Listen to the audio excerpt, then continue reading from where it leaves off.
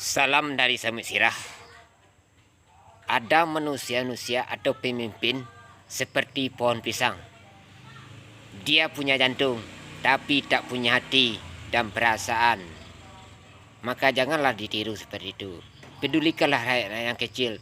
Jangan pedulikan golongan atau diri sendiri. Itu sangat angkuh dan sombong kita jadinya. Setelah diberi kepercayaan, kita peduli ke rakyat miskin. Karena Anda sukses karena rakyat, bukan karena diri Anda sendiri. Dan jadi penguasa atau pemimpin juga karena rakyat. Maka bersikaplah dari rakyat untuk rakyat. Betul apa betul? Itulah pesan dari Samud Sirah. Mantap kali bro. Coba pikir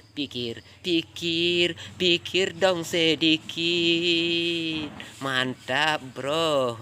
Salam dari Samud Sirah. Oke.